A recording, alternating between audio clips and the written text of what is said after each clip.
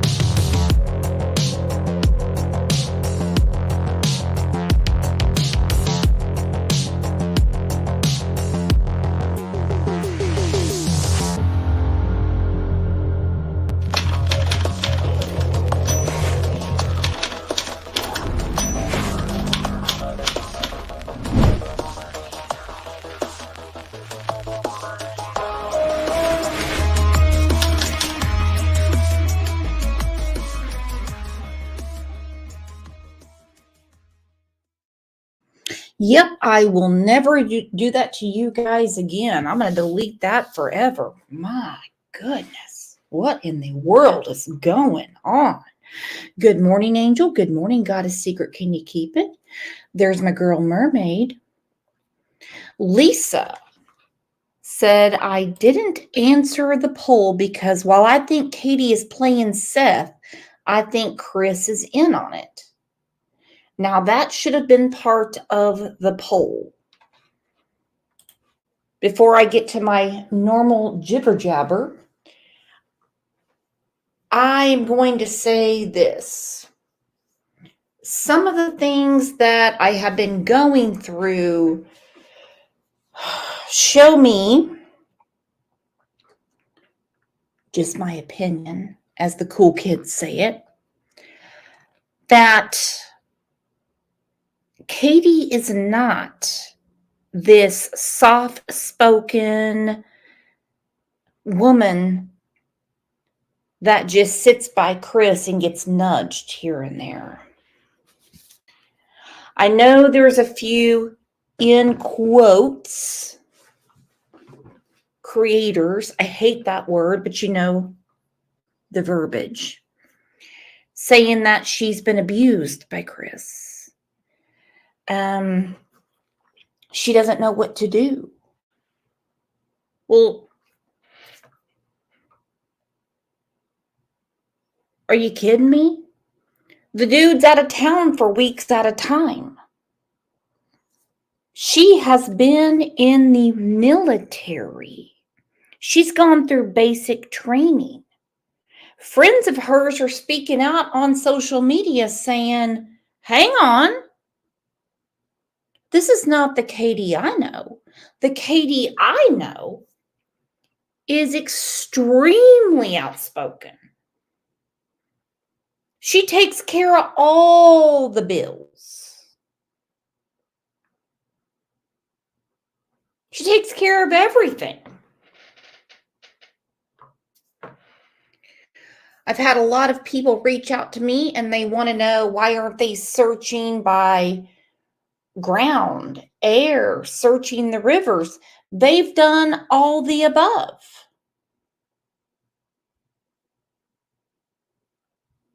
When I say they, I mean law enforcement. I mean the authorities. They have. I've had a few comments saying, well, since you know so much, why don't you go out and search? Let me give you my short list. 1, I'm lazy. 2, I don't have the money. 3, I don't have the equipment. As far as the camper that was taken down to Mississippi, you have to have a warrant. You have to have a probable cause to search it. Can we believe Chris Proudfoot when he says he has taken a polygraph? You know me, I don't care about it. I care less about a polygraph. Would there be any reason to search an RV that was at Horn Lake, Mississippi? I have some things to talk to you guys about, and I'm going to drop the link. The phone-in process we had yesterday didn't work too well. OJ being on the show didn't work very well either. So let's get to it, and let's tell everyone happy Thursday.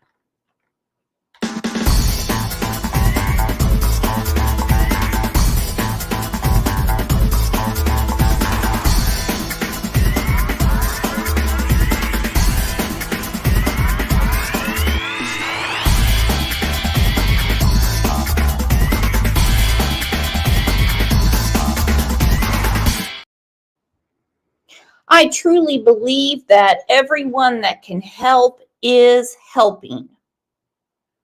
Read a very interesting article last night from the Dallas Morning News that talked about when psychics call in to these tip lines, they still have to search it. Everything is searched because you never know. No stone is left unturned. My question is, where is the security footage? Not for my knowledge, not for me to see, not for me to comb through, but where is it? You're telling me that not one person in that neighborhood with $500,000 plus homes didn't have even some ghetto Arlo cam on their house like I have?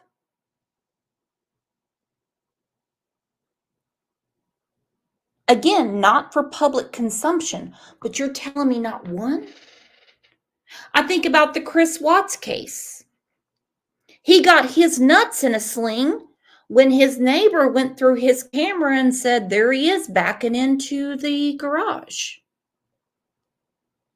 I think about the Gannon Stout case, where the neighbor said, there's Letitia going in and out. He gave his footage over to the authorities, and then he had Al come over, and Al said, I knew her story didn't make sense, but now I know she's lying to me. So then she got, I guess, her lady nuts in a sling. You can't tell me there is no footage. Let me show you something handy dandy real quick. And actually, like I said, the call-in show didn't work very good. I'll have to talk to DT Driver about that over the weekend. It's not like I work for K95 FM over here. I do what I can. Oh, speaking of, I owe you guys 2 shows. This is what happened yesterday. I'm sure some of you got it too. Hello, A change in YouTube's API caused users to be unable to stream to YouTube from 11:18 a.m. to 1:24 p.m. Pacific time today. April 10th was yesterday. We are reaching out to you because based on our logs, you may have been affected. No shit, I was. I put up 3 different streams. Then it says cheers from Guige and the StreamYard team. Freaking embarrassing is what it was, but I've been embarrassed worse before. Well, hello, Connie. Connie said, newbie saying hello. Everyone, let's say hello to our new friend, Connie. My goodness. All right, so I've had a few people, and it's okay. These are people I don't even know, and that's normally how it goes, that have reached out to me, and they said, just like Summer Wells, with that terrain, Sebastian just wandered away. I'm back to the security cameras. I didn't expect one security camera to pick up Summer. Sorry, not on Ben Hill Road. I didn't expect it. Yesterday morning, missing Hayes teen with autism has been found safe. This is in Hayes, Kansas. And if you think there's a bunch of Ring cameras around there, then I've got some oceanfront property in Arizona to sell you. Hayes police said around 7 a.m. Thursday that Cameron had been found. As a child, how many of you wandered off?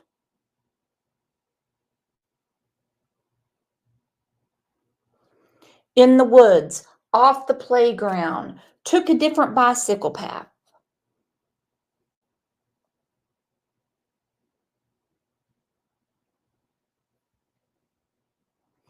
In the grocery store. I don't mean running away.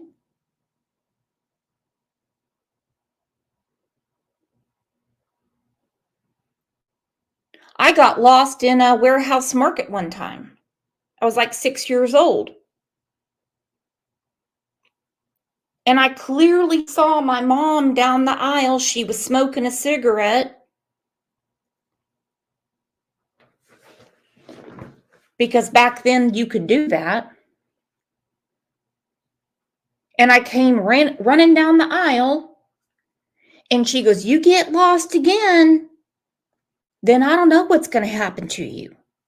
That's how we grew up. But I'm telling you something right now. All of these kids that supposedly just wander off is not friggin' happening. Not happening. I'm sick of listening to it. I don't mean lost. I mean out of sight. The Hayes Police Department is asking for the community's help with finding a missing teenager who has autism. Cameron Doughty, 16, was last seen wearing black and yellow pajamas and has a red Kansas City Chiefs backpack. It took him a hot minute to find him. And it's odd to me, he looks just like Sebastian. So that is a very good outcome for that family. Very good outcome.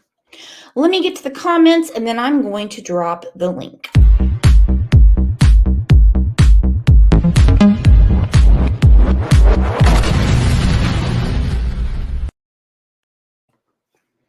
Peas in a Pod, who is also the captain of our coin pusher team, said law enforcement took photos of the backyard.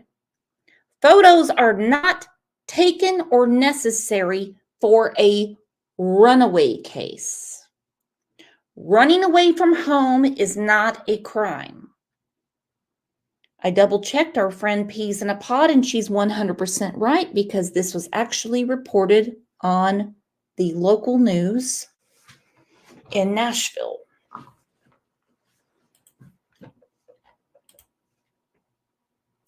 That is a very good point.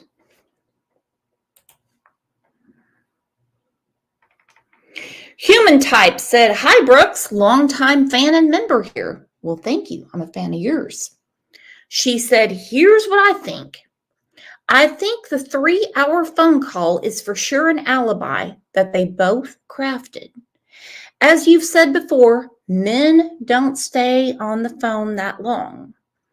I also think Katie readily left and went with Chris in his trailer so they both can get their story straight without the fear of police bugging their home and listening in on them." How many cases have we seen where, for one, we know when they have to go and interview people, they put them in separate rooms. You're not going to sit here all day and get it together. Hell, even goofy Sarah Boone.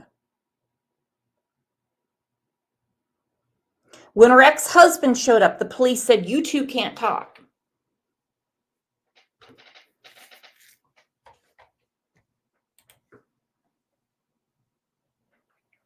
Dumbass Billy Howell and Lilazy in the Quentin Simon case, they would spend all their time outside because they said it was too hard to be inside where Quentin was. No, they were afraid they were bugged. I will say this about the 3-hour phone call. This just fell in my lap, and it could be rumor only. It could be 100% the truth. You don't know around here.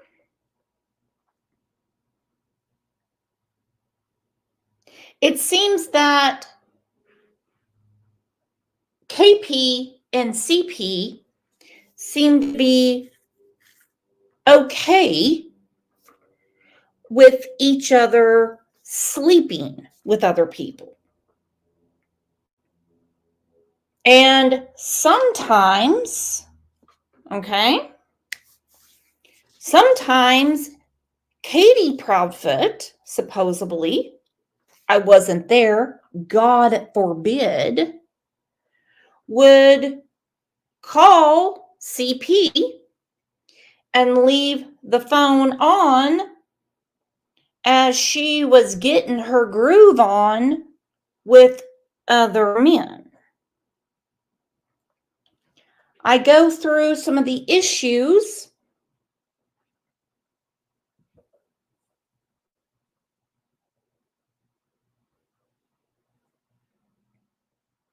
that poor Sebastian has gone through in his life. Multiple moves, a very strict mother, not because she was in the military, but supposedly all eyes and ears were constantly on Sebastian until she decided to get him sleeping pills. We know he was diagnosed with autism, which to me is a gift, not a challenge. Call me crazy, but that's what I think. According to his father, he was essayed. Katie verified that. He was in pull-ups at a teenage age.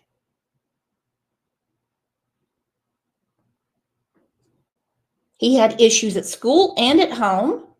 He had a lot going on in 15 years. I mean, you want to trade off your private parts, have at it. But it shouldn't be an alibi. It's damn nasty.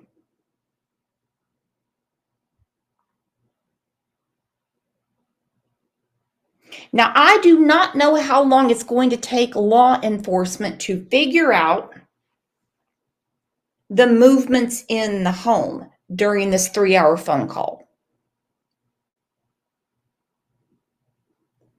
We know in other cases when the FBI gets a hold of it, my phone's to my left right now. If I start walking around the house right now, walk to the yard, check the mailbox, whatever, they can see my movements. I want to know the movements on the phone.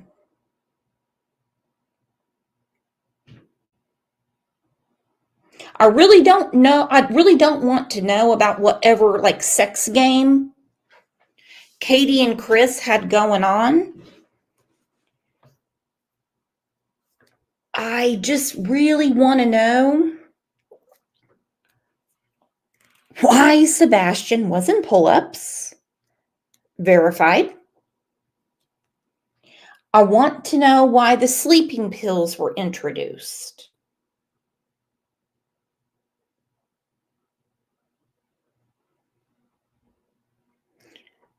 Burner phones can be tracked easily, believe it or not.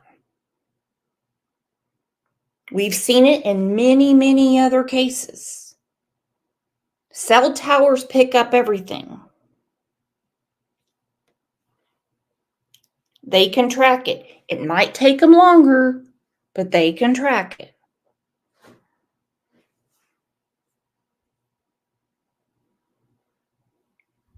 They can track it.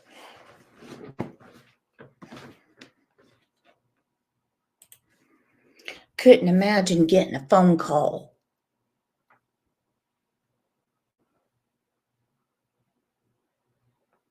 Like I said, her friends are speaking out.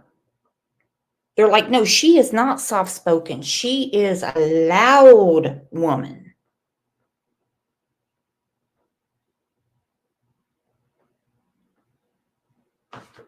She is a loud woman. She is not the soft-spoken type. These are people that know her. I don't know her. I don't know her personally. But they said she is the type of woman that will take the bull by the horns and she will get to business. She is not the type of woman. These are people that know her that would think a second to call Chris Proudfoot and say, I can't find Sebastian. She is a bootstrap, get it done type of woman.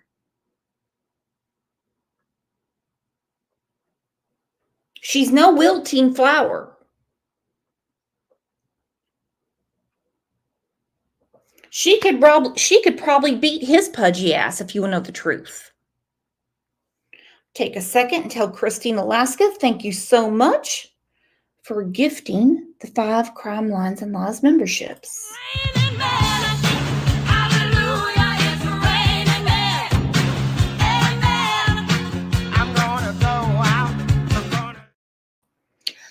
Gabby's mom, I have missed you, girlfriend. I am so glad you are here. You are so right.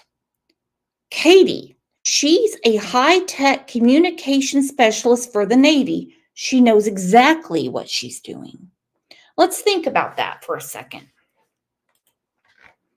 And I understand there's a lot of Katie sympathizers. And I mean a lot. They're like, what they do with their private life is their private life. I would agree. I would agree. Except there's a child missing.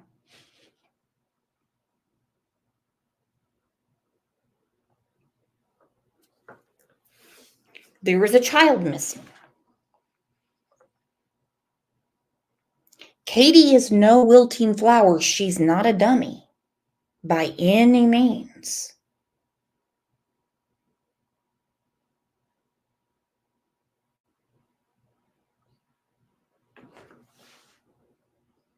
He's had issues at school, according to Chris Proudfoot, and she nodded along with it.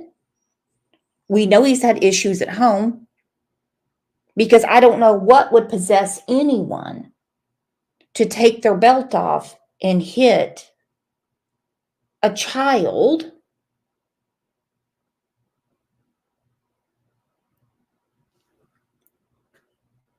at all with a belt.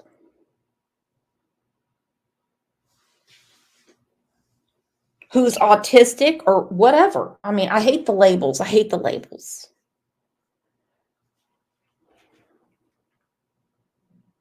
Katie's a martial arts instructor.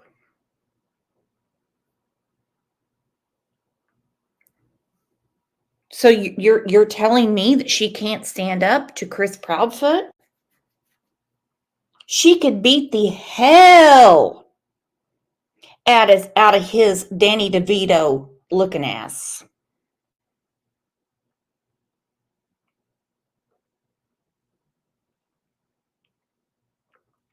Something more going on there. She runs the show. And this is from people that know her, not me.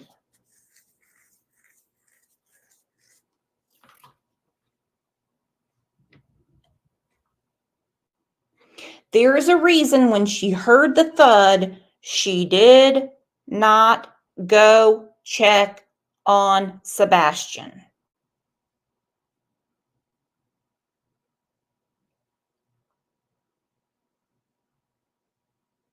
There is a reason that phone call was 3 hours. There is a reason that she called Chris Proudfoot before she did anything else when she couldn't find Sebastian. There is a reason that neighbors don't have any security footage. If they did, they would know what direction Sebastian went, and they would have found him.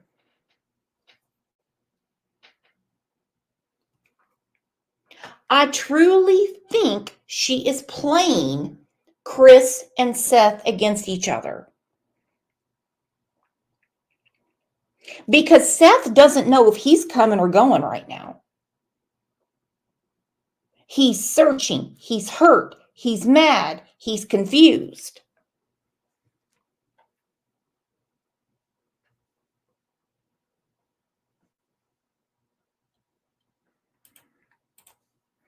Sis said at Purple, welcome to the true crime community. Everyone knows everything about every diagnosis and drug uses of the drug. Not me, girlfriend. Not me. I know nothing about any prescription anyone takes. I do know that if I wake up at 4:30 in the morning and my back door is open and I can't find my cat, I am instantly going nuts. I'm not going to call my husband who's 8 hours away and say, hey, can you get up here and help me find my cat? No. I'm instantly on neighborhood, community lost and found pets.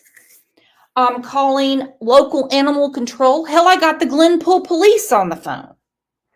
Think I'm going to call Greg and say, hey, I realize you're 8 hours away, but I can't find OJ. That is called common sense.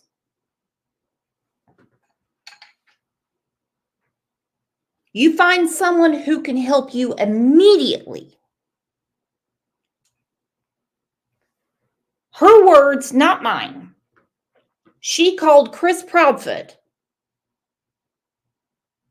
who according to him is 3 hours and 37 minutes away.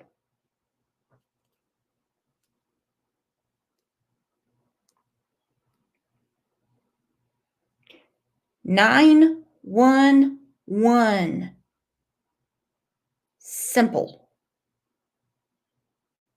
You're losing seconds and minutes when you can't find your child, particularly a child that she says he doesn't run. He's not an eloper.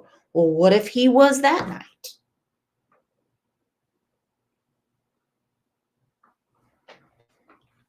Ridiculous.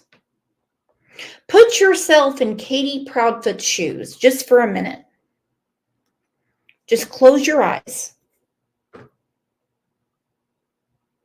Forget about the thud. Forget about the cheating. Forget about Chris Proudfoot. Forget about the RV. Forget about Seth. Just close your eyes for a minute. You wake up in the morning. You don't hear anything going on in the kitchen. You don't hear the shower running. You don't hear the toilet flushing. You don't hear the toaster going, making a Pop-Tart. You hear nothing. You open the door. There's no window open. Your doors have not been tampered with. But your child is not in bed.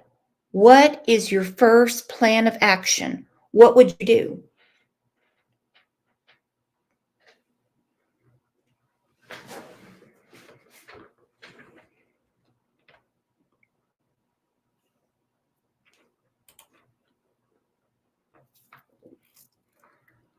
Real Rockin' Robin said 911.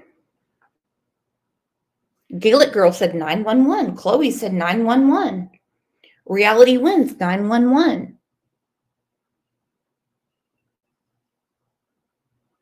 Country Diva 911. Call the police.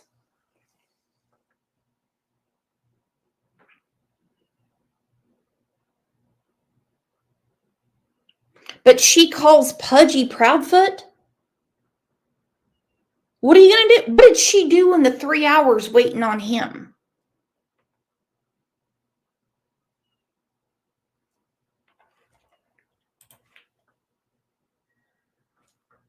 It's a basic maternal instinct. It's a basic paternal instinct. You can't find your child, you'll find your child.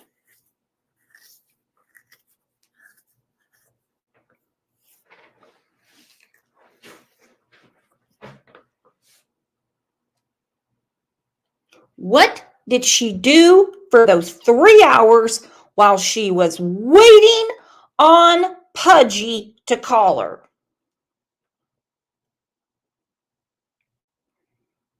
She has him call 911. She has him call Seth. Seth didn't answer. Why? I don't know. Then he sends him a text, don't be mad, but Sebastian's missing. All right, I'm going to put the link up and we're going to go through this. Take a deep dive into some of the big stories that we've been covering, and this offers us an opportunity to really provide context and depth to some of the headlines that you've been seeing here on WSMV. I'm Amanda Hara, this is Michael Warwick, and he has been covering extensively the search for Sebastian Rogers, which is now in its fifth week. Yeah, more than a month. He went missing February 26th. It's believed he wandered from his home, walked from his home, may have been barefoot, and here we are more than a month later. No sign of the 15-year-old with autism. And Michael, I want to go back in time a little bit because you were one of the first reporters who we sent to cover this story. And you were kind of there during one of these original news briefings. And you asked a very important question of authorities about surveillance video. This would have been day 3 or day 4 when the investigators came out and briefed us as to where we stood in the investigation. And I asked the deputy chief, you've asked for all this surveillance camera footage, all this doorbell camera footage from across Sumner County, from those specific neighborhoods where he lived. Have you seen anything? Has anybody brought you a photo, a doorbell camera image that shows you Sebastian? And he said that no. This is so important.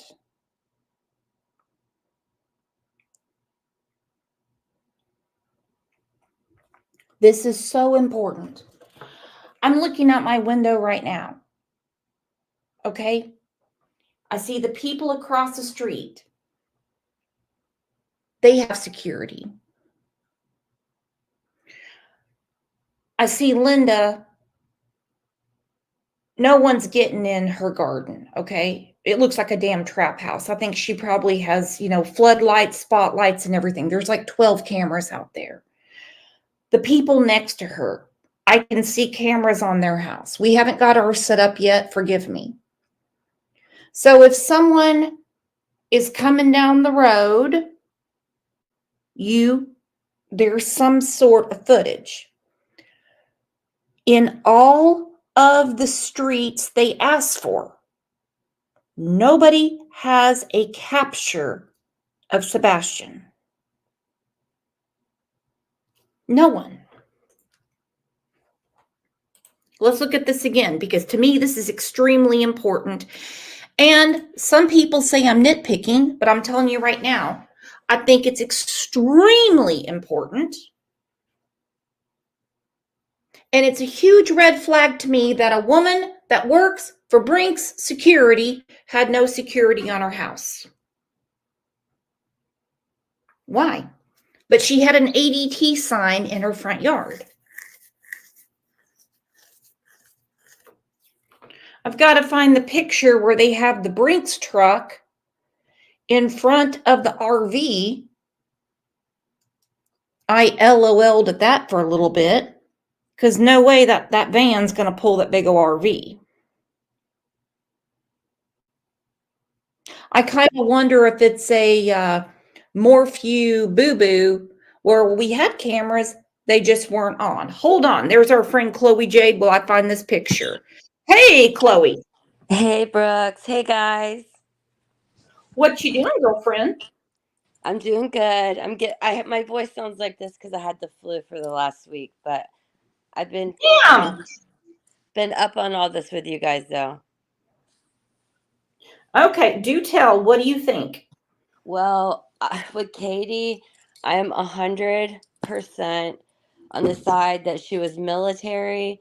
Yes, no, she's not an MMA fighter. That was a rumor, but she is in martial arts. Mhm. She is a tough cookie. People even that she's worked with have said the interviews they saw her do are nothing like how she acts in real life.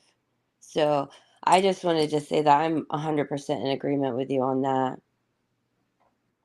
I just don't believe that all these people are making these things up about her at the 11th hour. It makes no sense. I've read too many things and heard too many things. I've been following it, and I know a lot of it's rumor. I am not in any way saying that I know for sure any of this stuff, but in my real gut feel, she is literally one of those people that can be is like empty or cold, and she can turn it on and off. And from what I've heard, she's pretty abrupt and abrasive at times, like with coworkers and stuff, you know? And that's what I'm understanding too. She's quick and to the point. Yeah, right. So I don't have sympathy for her, and I haven't since the beginning. Just in my gut, I had that feeling. I don't know why.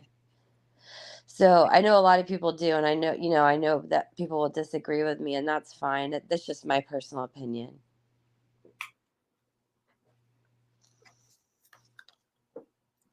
I have tremendous sympathy because her son is missing and we don't know why. Oh, I do have sympathy for that. I'm saying I don't. I just feel like she was involved. So Oh, no, I get where you're coming from. yeah, I do not believe that she's some wilted flower that doesn't know how to defend herself. I exactly. think that I think she could whip Chris Proudfoot's ass in a heartbeat. I do too. The story about the 3-hour phone call, which is verified. It's actually a little bit a little over 3 hours. And how she would have people over and she would do the hunky dance so he could listen. Oh, Right.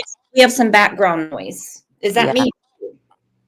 And he was flirting with the waitress or bartender or whatever, and never talked about his wife. Like they both had things going on, and then they obviously had things between them that they did that were, I think about what our friend Kat said, because when everything was spilled from Seth And I understand he's not a fan favorite right now. That's called Welcome to the Internet. Yeah. We'll Right. go from hero to zero in a minute.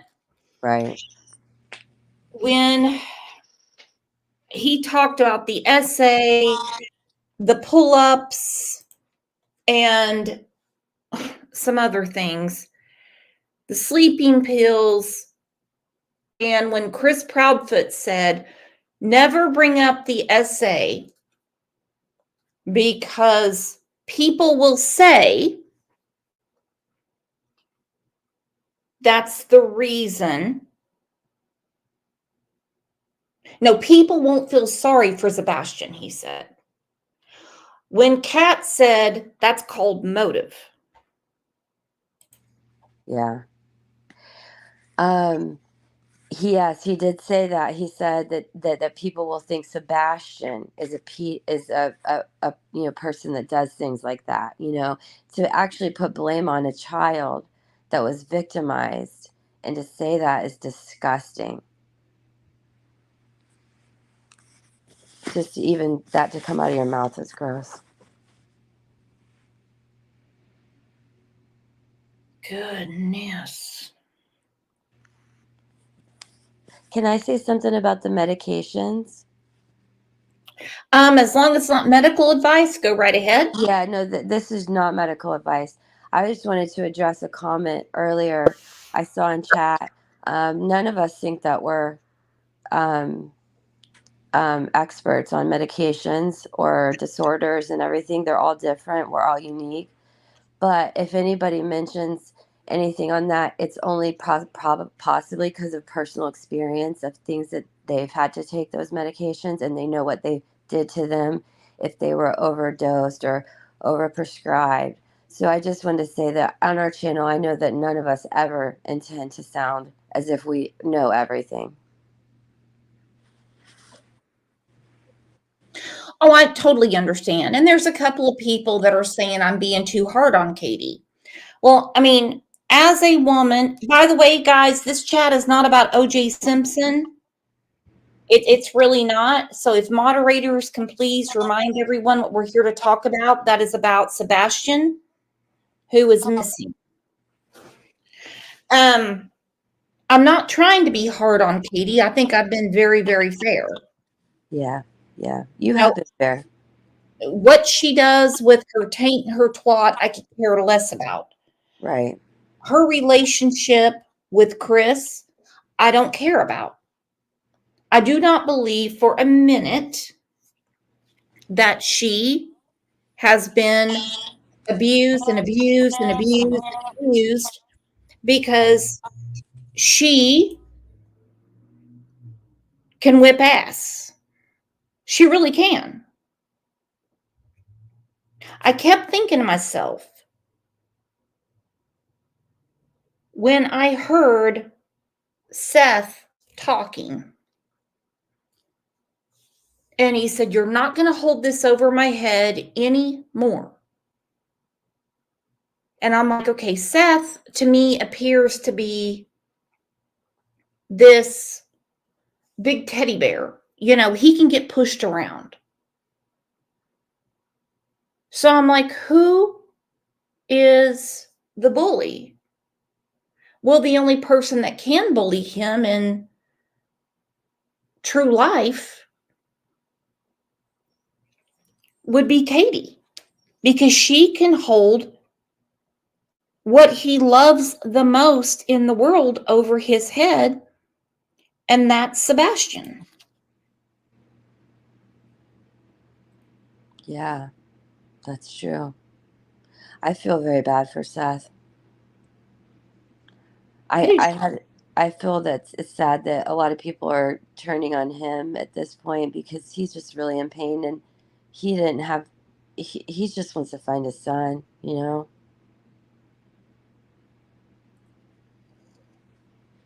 Do you get angry with Seth when he gets so angry? No. I don't know. I don't know that I've seen maybe some of those parts. I only have seen a father in pain, and I don't know how I would act in that situation. So there's no way I could, just choose how somebody else should. But he has emotion. It's different than the Proudfoots. Because in the beginning, he was searching, he was steadfast, and then things changed when he was finding things out through the good old internet. And then I think he started, connecting the dots. That's why he said 100% this is her fault, whether it's negligence or something else. And I agree with him. I do too. I do too. I think he's done everything he can. I mean, that he knows that he can do. I truly believe that he has done what he thought was right in the moment. They may not have always been the right choices with some of the people that he was dealing with at certain times, but he was doing what he thought was best for finding Sebastian. Well, let's go through this real quick because this is very important about the security cameras. A very important question of authorities about surveillance video. This would have been day 3 or day 4 when the investigators came out and briefed us as to where we stood in the investigation. And I asked the deputy chief, you've asked for all this surveillance camera footage, all this doorbell camera footage from across Sumner County, from those specific neighborhoods where he lived. Have you seen anything? Has anybody brought you a photo, a doorbell camera image that shows you Sebastian? And he said that no, they haven't actually been able to put eyes on Sebastian since that night he went missing, which really stood out to me as a reporter because we know everybody nowadays has doorbell cameras. It seems like there's so many of them across the county, surveillance camera footage. And if he was to have walked away from his home, you'd think that somebody would have picked up a trace of him, and that was not the case. It really is mystifying, and you can kind of pick up on the fact that investigators feel frustrated with the lack of leads or the lack of movement, I guess you could say, in the investigation. Exactly. It's something I sense talking with them. They are frustrated. They've covered 2,000 square miles in just a few days since he went missing in February. They've done 2,000 square miles is a lot.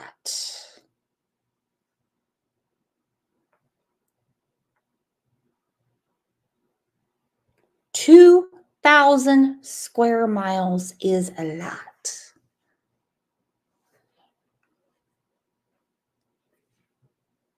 No dog scent.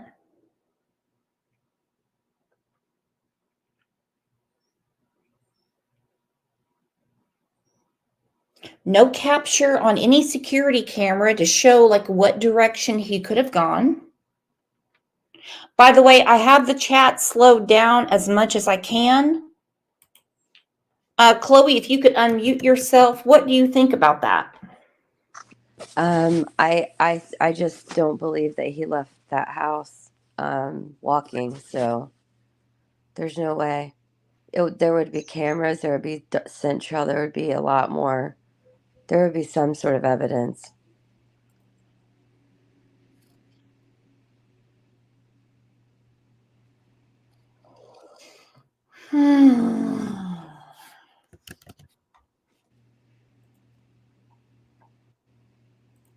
Okay, I slowed it down a little bit more. I don't have a managing moderator, so Christina said, Brooks, can you drop the link for Jaden, please? You bet I will. Yeah, you know what, guys? I'll say bye to y'all and get back in chat. Okay, I don't want to take wreck Brooks' show. I love you guys. Love you, Chloe. Okay, bye. another search this week. They're bringing in boats, they're bringing in ATVs and search dogs. They've got boots on the ground, walking through woods, checking ponds. And they have what they say is very few clues as to what happened to Sebastian. And it's something I sensed is that they are frustrated. And it's tough for them. It's tough for the public. And it's interesting to kind of see, And it's also tough for the people whose hearts have been ripped out of their chest, like Sebastian's father. like Sebastian's grandparents. Backstage, we have Hey Pam. Hey Pam, how are you? Okay, how are you? Good. What are you thinking? What do you know? Well, my thing is, I have a problem with. Okay, Seth said the last video he seen was him walking to the car out of the Texas Roadhouse. Mm-hmm. You get her saying that it was her and Sebastian at the Texas Roadhouse alone. Well, if you came home, and then I'm hearing that Chris wasn't at work on Friday or not on that Sunday. But if he came home with her, wouldn't they get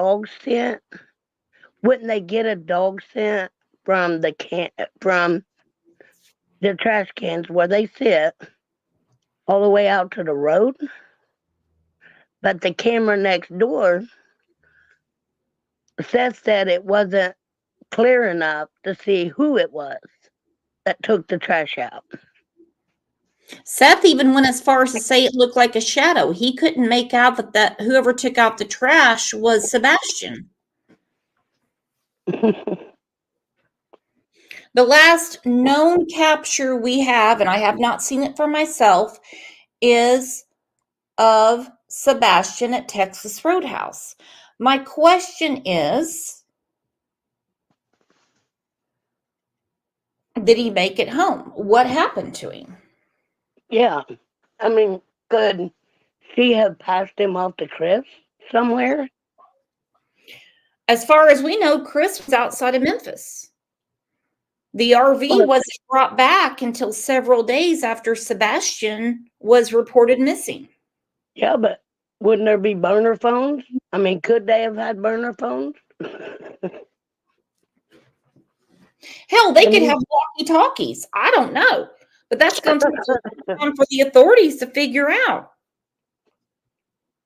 And the outfit, okay, the one in the flyer, the one with the beige shirt, right? Mm-hmm. Okay, remember when it changed, when they started, okay, they said he went missing in a black sweatpants and a black sweatshirt. Mm-hmm. Then when they checked the landfill or was checking the landfill, she changed the outfit to a pair of black pants with a black shirt, but the pants had a white stripe down them. Remember that? I do. She changes the outfit again. So where does the beige one on the fire, where does that outfit come in? Well, this is a capture that the Tennessee Bureau of Investigation has put up. That's Katie, and that's Sebastian. So we know he had those clothes on. Okay, this is at the Texas Roadhouse. Here is my question. When I'm sitting at a table eating, I'm going to sit across from someone. Who was on the other side of the booth? People say it was Melissa Proudfoot and her daughter. But now people are saying they weren't there. And Melissa Proudfoot can't place herself there. Who was on the other side of the booth? And if you look at that one picture that you just brought up with the bowl,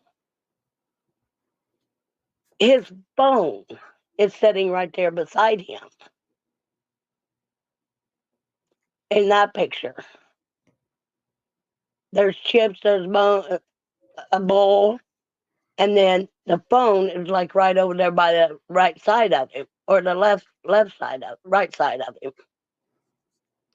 So I mean, Okay, hang you on. gotta, Tiffany said, I don't think that pic was from that night. This is an older pic, Brooks.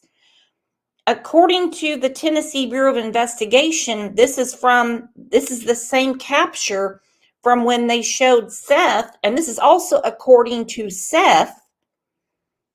I'm only going by what Seth is saying.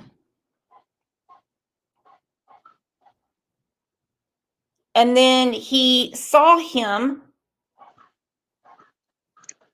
Remember when he said, I seen him going to the car. He was walking to the car. Mm-hmm. Okay. Seth would have known what he had on, right? Did he explain what he had on? He has never said. Okay. That I know of.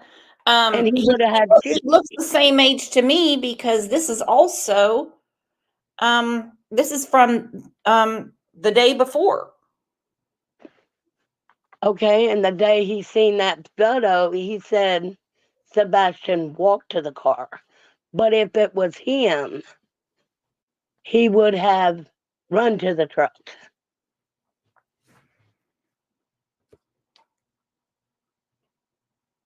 Yeah, that picture there. Why is nobody explain what that picture is? Because Well, that's not nothing that's been, put out there that he had on. You understand? yeah, but I mean, I don't need their verification. I mean, she had a very public Facebook, and this picture was posted 2 days before he went missing. This looks like a Costco or a BJ's, and what I look at is he might have a couple of moles on his neck. I don't know, but I mean, I see a bruise around his neck. Oh yeah. I agree with that. Some people say it's a shadow. I don't know. But I mean, don't know. this boy breaks my heart because he smiles with his whole face. Oh yeah. I don't think he's a kid that can just make a smirk and just act happy. And how is it that he's been through all of this? I mean, different things. I mean, and Seth said when he come to his house, he didn't want to go back. Mm-hmm. Okay, if he didn't want to go back, why didn't anybody, try to discuss why don't you want to go back? Mm-hmm. People need to, and I'm not saying everybody because nobody does things, but what they need to do if they have kids, not, if you've got kids and you see them back and forth, that all this fighting and everything ought to be set aside for the boy. Find out the reason why he wasn't wanting to come back. It seems like his kid has cried out to the school, cried out to different people, and nobody's listened to him. See, and I don't know anything about that. I don't know if he has said anything to anyone at school. All I know that is verified, and I stick with facts here. I mean, I'll speculate here and there, but I'm going to say it's my opinion or just what I'm thinking. Okay. But verified is that he was, I would say, recently, the way I talk, diagnosed with autism, which I don't believe it's a diagnosis. I believe it's a gift. His father said he was SA'd. He was recently put on sleeping pills. His mother had him in pull-ups. His father said on Pascal that when he would come to his house, he would tell him, "We're not wearing pull-ups around here. You're going to put on your boxers." According to Chris Proudfoot, he had issues at school, which is why he got whipped with the belt because he lied about school. And he had issues at home, verified by their own mouths. We don't withhold food from children. And she said she bought snacks that day. Yeah. And she got up and picked. Another thing that sticks out to me and I don't see her doing it, okay? Mhm. I got up and I fixed him a big breakfast, a whole breakfast. What, a whole breakfast of what? A bowl of cereal or what? And I don't believe for a minute, my speculation and opinion only, I don't believe for a minute that Katie had any intention of giving Sebastian to Seth at the end of the school year. No, I Well, think that if I can't have you, then no, nobody can. nope, nope. They were dangling the carrot because she needed Seth to be away for the month of February for some reason. You can't tell me that Seth wouldn't make arrangements to take Sebastian to school and pick him up. What's he Oh, going to do you when school starts again? He lives in Davidson County. They live in Sumter County. would.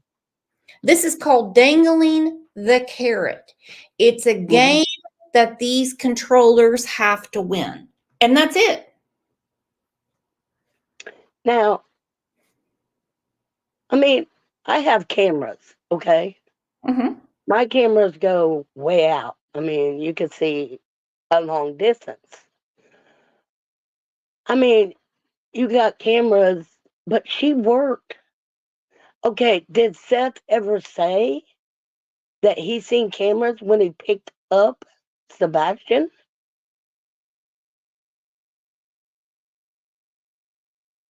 In or outside the house?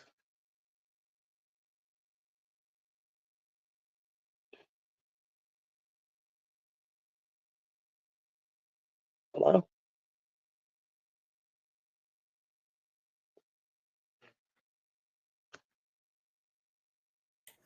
I've never heard Seth say anything about cameras. No. because she, like you said, she's got that thing out there by the door or the porch, but there was no cameras,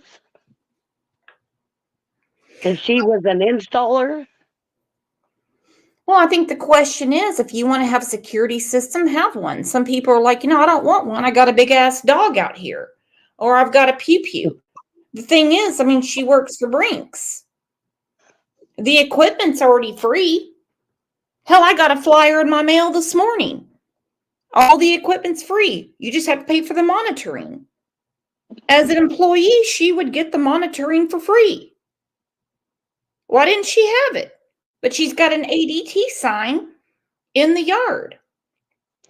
And there's no sign. Question is, you're telling me no one else on that block or the block over or the block adjacent or or the block adjacent to that one didn't have a camera? That's the thing. And let's look at the lies. For one is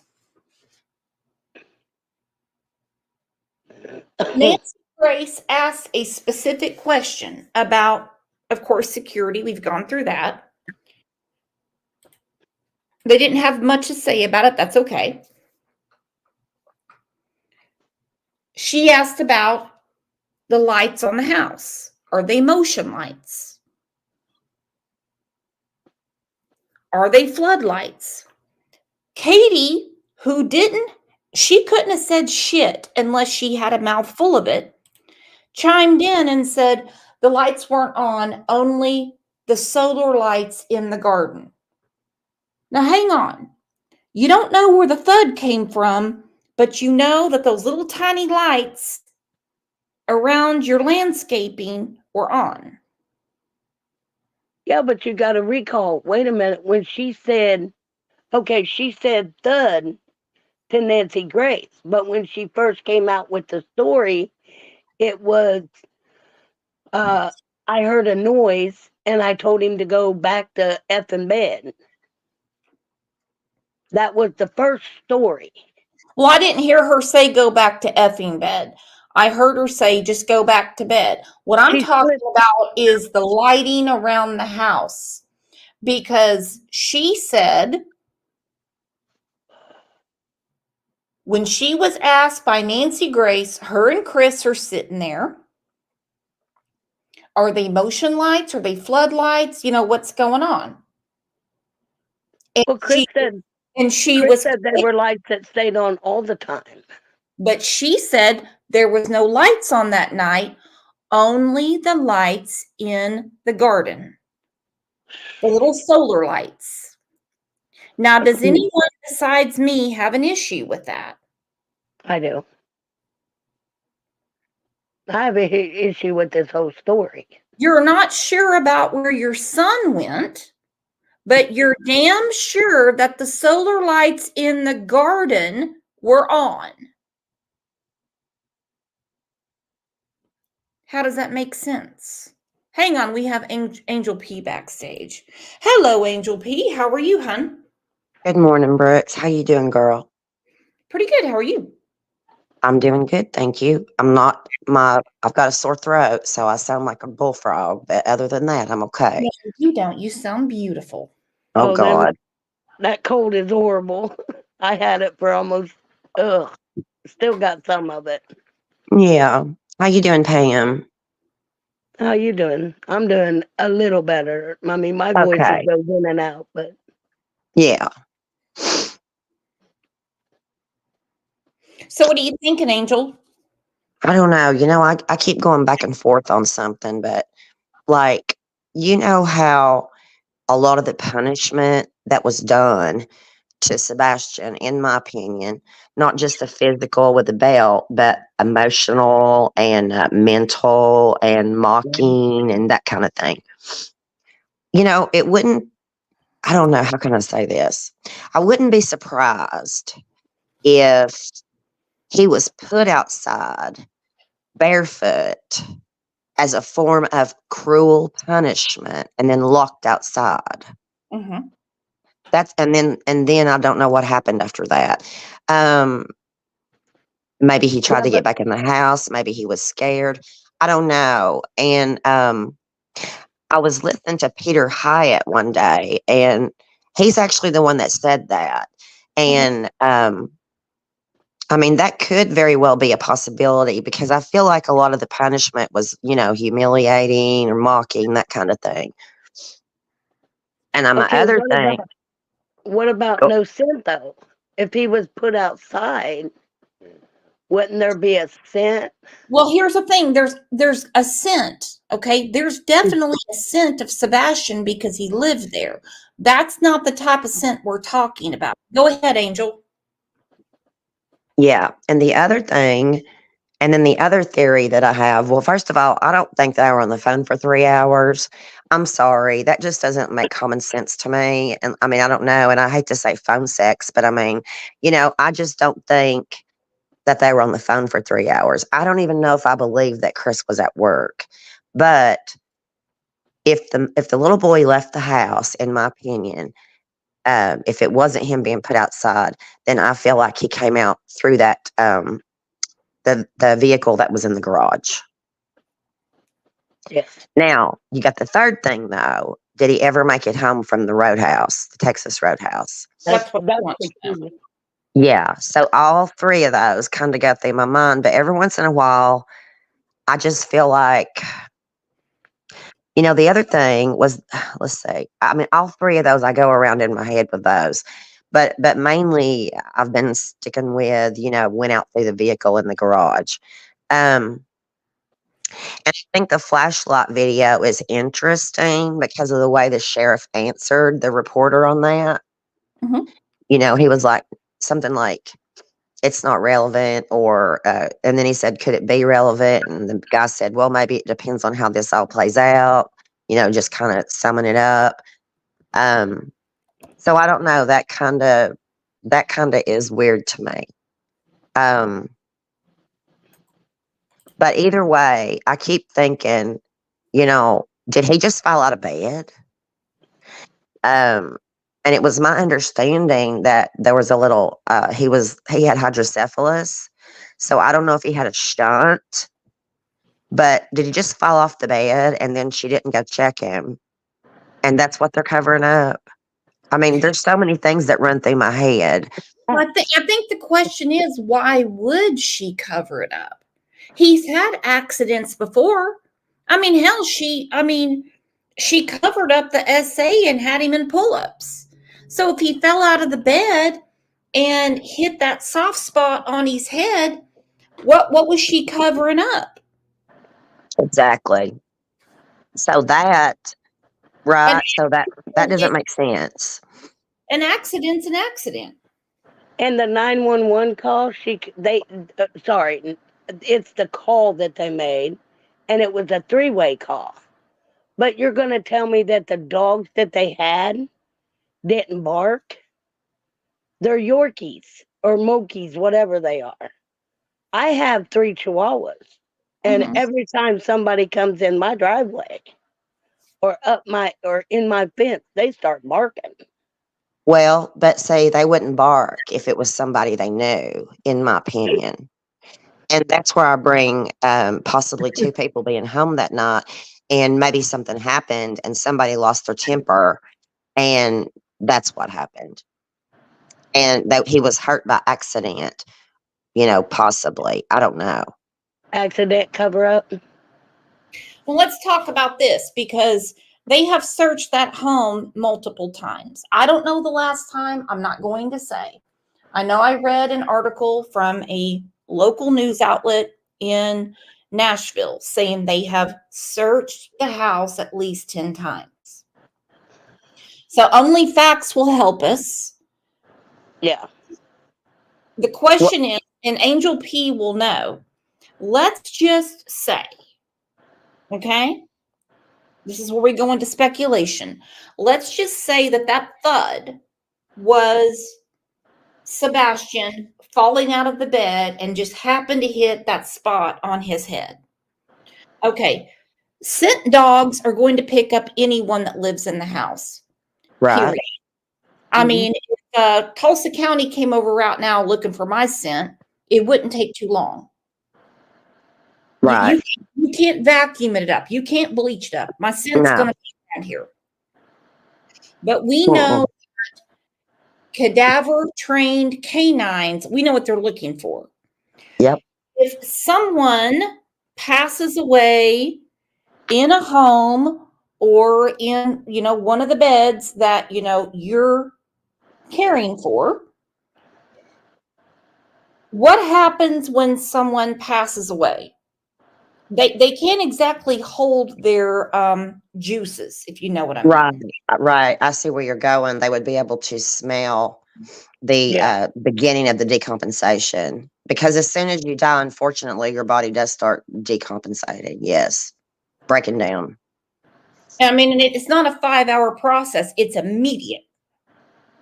Well, is it true that the FBI was back at their house yesterday or the day before? I have no idea. The only thing that I can speculate and guess is that they want to search more around the home. My thing is, it's a little too late because they treated this case as a runaway. Exactly. Now, this is the county, not FBI or TBI. Uh-huh. And I mean, even in a pull up, you can pull the pull up off. Right. Some dog is going to scent that.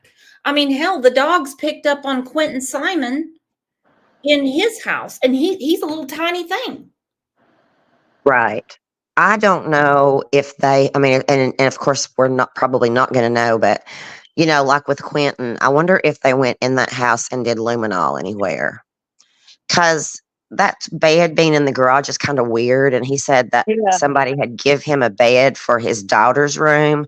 So was Sebastian in his daughter's room and something happened and he got pissed? I hate to say it, but I mean, I'm on the outside looking in. I can see a lot of motive And to me, the motive is Chris Proudfoot getting his daughter. Yes, absolutely. Wasn't wasn't Sebastian supposed to testify? I know nothing about that. All of that is sealed. I'm just saying I can see because how Chris Proudfoot, he wants to get one up over everyone. That's the reason. Absolutely. And with Katie, she had no intention on giving Sebastian to Seth. Why not give him to Seth back in the end of January when Chris went out of town? You think Seth can't pick him up and drop him off from school? He can't make arrangements? He already Right. said it would take him 2 seconds. He only lives the next county over. Let's Mhm. give Kristen a chance real quick and see what she has to say. Let's welcome her. She's never been on a panel before. Welcome, Kristen. Welcome. Thank you. I'm so glad to be on your show. I definitely am a big fan of you. I just recently have gotten into this crime world, and God, is it devastating. For real. So what are you thinking about Sebastian? And again, welcome. Thank you. I believe that it was planned. I feel so sadistic saying that, but the more evidence that keeps coming out with this case, like with the cops when they had first went to his house and they said he was a runaway.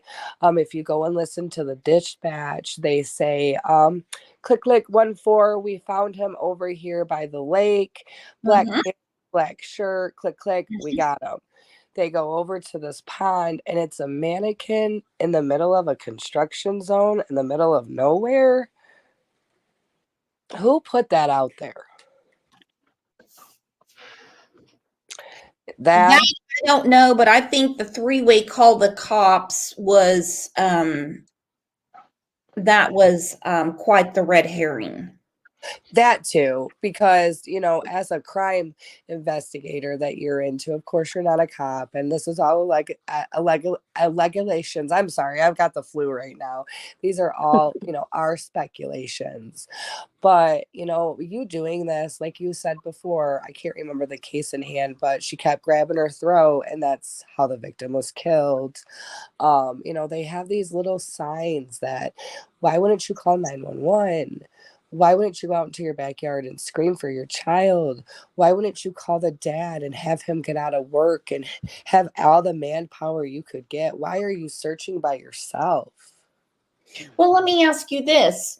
We don't have any verification factually that Katie actually went to look for him. We don't know. And she can't verify it on her own. Why would she call Chris Proudfoot, who's 3 hours away? Because I it mean, was planned. This is a planned murder. And I feel so bad saying that because I'm a mother of a child from the Flint water. So we don't know exactly how this is going to turn out yet. Some have autism, some don't. But because he's, drank the Flint water, I was actually pregnant. So the lead got into him when he was in the womb. And so we don't know how this is going to turn out, you know. So with autism, they have an idea, but you don't know. And what gets me about the diaper situation, I work extremely hard to quote unquote make my son normal, which to me he's normal, but to society he has issues. So I go above and beyond to make sure that he's okay at school, that he isn't, pushed out of everybody. But your son's in diapers and you're pushing him to be on medicine. No parent in the world wants that for their child. well, and she talks about just things that she had on her Facebook before it went private, saying that he was having nightmares. Okay, my problem with that is sleeping pills are known to give, especially children, nightmares. Yes. And in combination with other medication he was taking, that makes no sense. When his father says he had no problem sleeping at my house, he Correct. didn't do pull ups at my house. I don't think Seth is lying. He has no reason to lie. People that lie have a reason to lie. I feel bad for Seth because Seth put Katie responsible for for Sebastian. I apologize, because that's his mom. You know, nobody wants to think they picked the wrong parent for their child. And so, you know, Katie's telling him one thing, and maybe that's not what's going on. You know, and I hate to sound like a evil, sadistic person, but if it's true about Chris being an S-hair, what makes you think that Sebastian was left out of the group? Supposedly he did it to a family member, this, that, allegedly. So if that's true, I mean, and I hate to say this about Katie, you know, yes, you're military, yes, you're a strong woman, but did you marry him for money and stability? And Oh, the only reason anyone would pick up that pudgy little peckered bastard is going to be for money, because he makes really good money as a crane operator.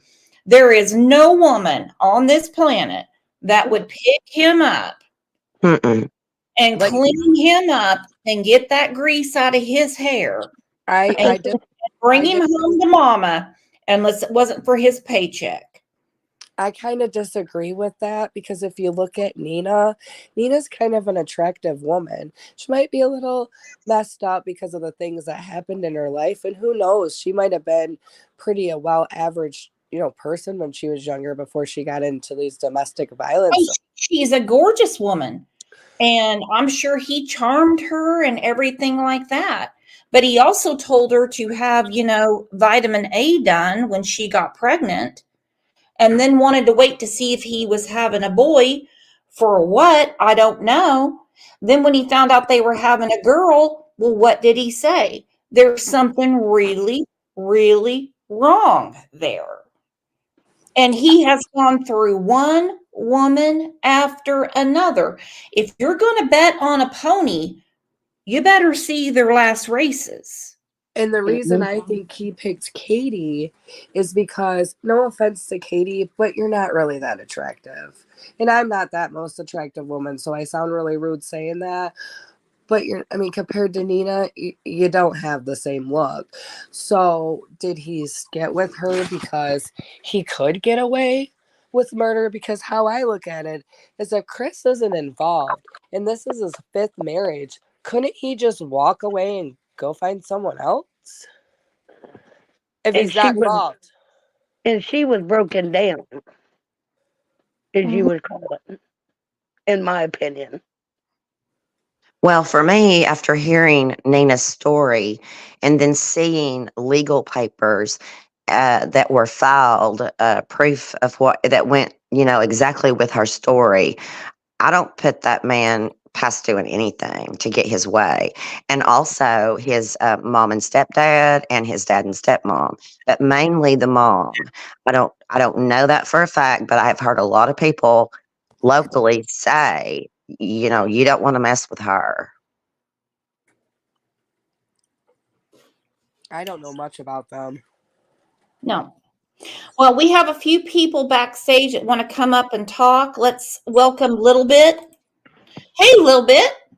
Hi, how are you? Pretty good. How are you? Welcome. I'm doing good. Thank you.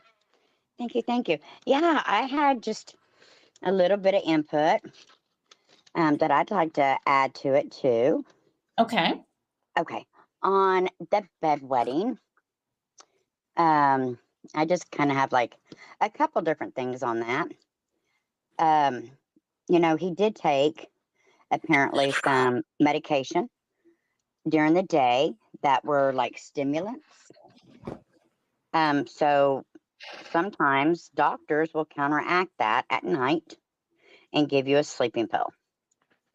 Um, because the kids sometimes, can't calm down. And when you take a sleeping pill as a kid, in my experience with children, they sleep so deep that sometimes they do they just wet their pants because they're in such a deep sleep. And so the pull ups for at nighttime could, to me, I know for some people it sounds really degrading, but it can also give them the opposite.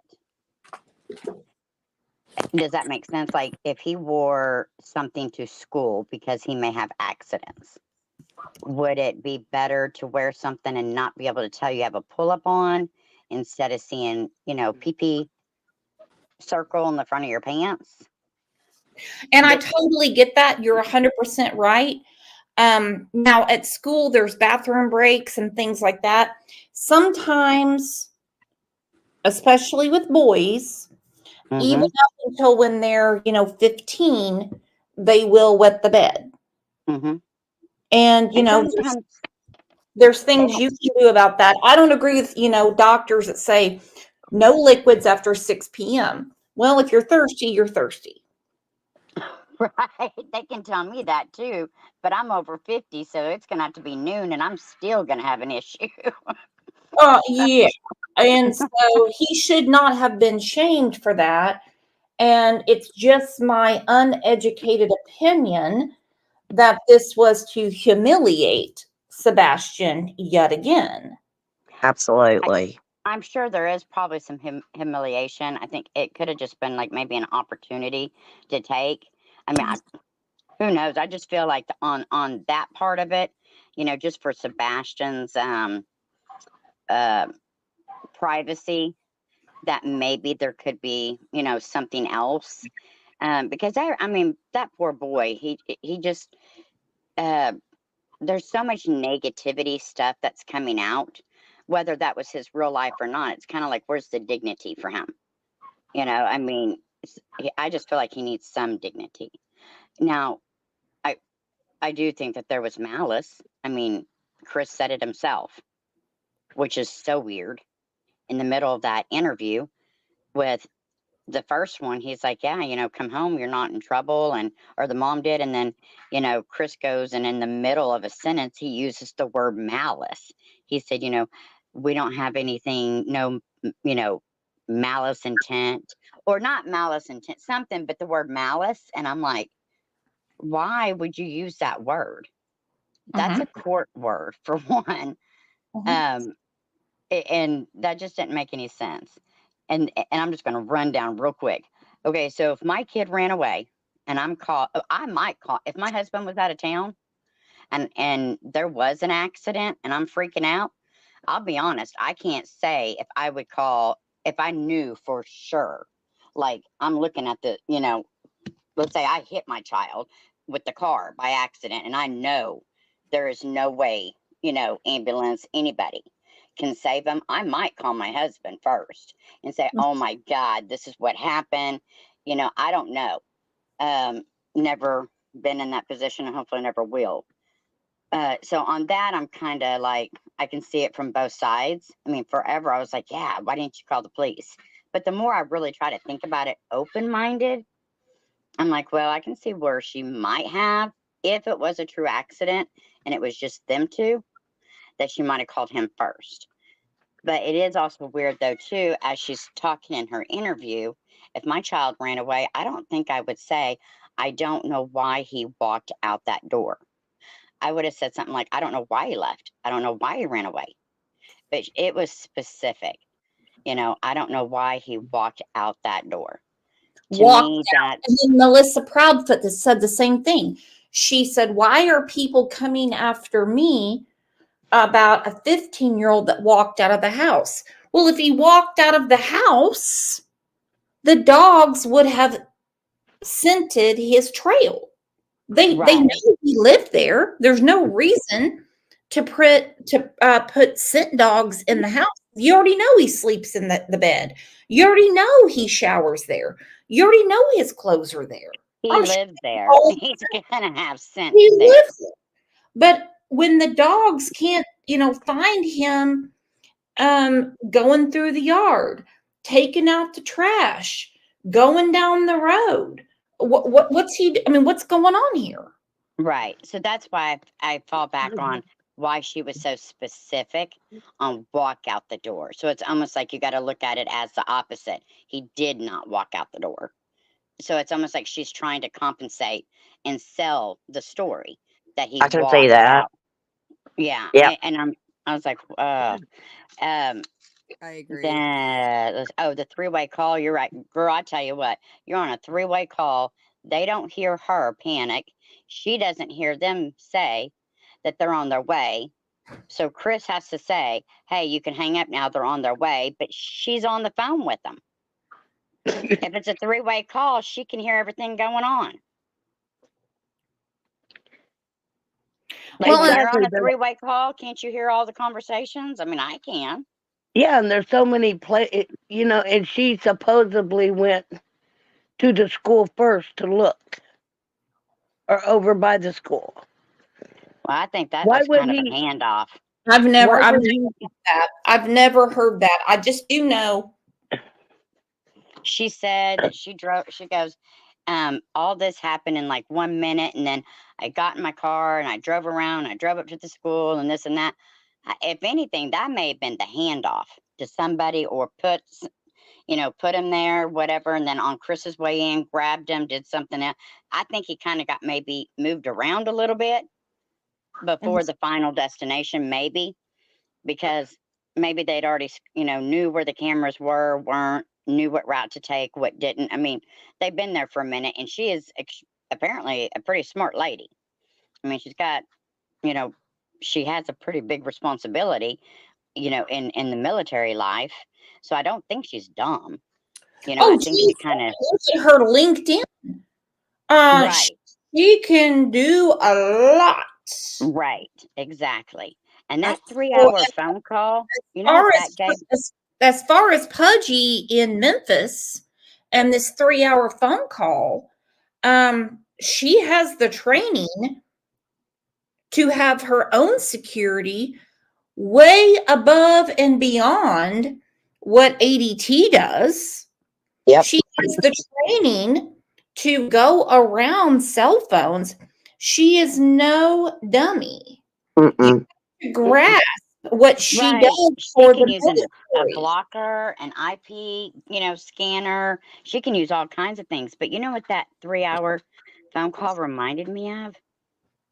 That 111-minute phone call on the Watts case the night ooh, of.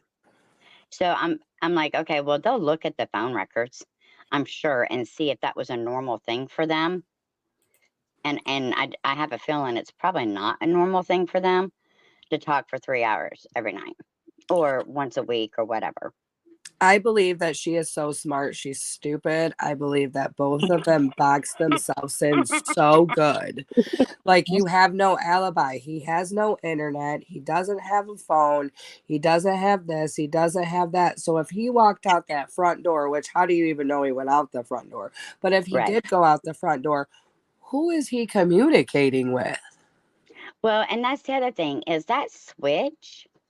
My grandkids, some of them have that switch, and I was asking my 14-year-old granddaughter. I said, on your brother's switch, I said, "Do you have access to other people?" And she said, "Yeah." Yeah. And I said, "So you can communicate with others?" She said, "Absolutely." Plus, he had his school laptop. You don't think he can't get on the internet at school? I know they say they're locked down. I'll tell you what, I had two kids here no, they were not locked. They should have been, but they weren't. They were on all kinds of stuff. So Mhm. people can, they can do that. Seth, I think he comes across a certain way. Um, but I think everything's with good intent. Maybe just the wording and the emotions sometimes make things seem real fishy. Because I know I was kind of back and forth with Seth for a while. But my biggest issue with it is at his house, he seems to not have any issues. Um, and just without getting into too much background, I feel like trauma stuff doesn't happen or doesn't stop from one house to the next immediately. So if Exactly. somebody is wetting the bed or, is having PTSD issues or any of that type of stuff, it doesn't stop just because you go into another home. Now, you may not, you may feel a little more comfortable, but he apparently didn't have any issues with Seth or with Sebastian for the most part at his house. And I do have a problem with that. And I don't think that Seth is trying to lie about it. I think he's just, you know, he's lost somebody. And when you do that, you tend to only think of the good things. You kind of glorify everything, and you kind of forget and suppress the other. Like when my husband passed away, I couldn't remember one bad thing about him. Oh, And I I'm know there was, so it was like I glorified him, but in reality, after some time, it was kind of like, wait, hold on. It wasn't as perfect as what I thought it was. And I kind of feel like that's what Seth is doing. A part of a grieving is, look, everything was perfect here. So I think we just kind of have to take into consideration with respect for Seth on, he just really doesn't know how to deal with it. And the way that maybe he's talking is just, he doesn't know how to articulate it any other way. And I being also, his only child. I mean, that's the only child he had. Mm-hmm. Well, I would like to address this as a nurse and a grandmother and a mother. And I'll just throw this out there for people to think about. When my third grandson was potty training, I had no trouble with him at my house. Okay. My daughter would say she couldn't get it to work. She couldn't get it to work. The difference that I see is Seth putting a lot of time, attention, and Uh-huh. effort into doing what is best for Sebastian. And there are parents, and I'm not saying they are, but there on the other side, there are parents that I've seen so many times come in, and I can't do anything with him. I Uh-huh. want him on some medication, or just being lazy and not wanting to take the time to do what they need to do what's best for him. Uh-huh. That's just my opinion, and I think. Can you imagine having to deal with Chris Proudfoot for 15 years? No. Now there is, in my opinion, this is my opinion only, there is nothing he wouldn't do to make sure he comes out on top, he wins, he gets one up, whatever you want to say it, to get his way. So I think Seth has been trying to keep the peace, knowing, and I think he just had too much. I think he just finally just let it all out I because also of the position that he's in. Yeah. I also believe that he really wanted to believe that his son ran away. He really wanted to believe Katie's story because I think Seth really is a good guy, and I think when you're a good person, you think everybody else is like you. And as soon as it's been 45 days, and now he's angry because we did what you said to do. You said he walked out of the house. He was wearing this, he was doing that. We trusted you, and it seems like everything that you're saying is not coming out to be true. And Mm-hmm. then if Chris Proudfoot said he was going to blackmail him for SA so that nobody would search for him, that's wrong.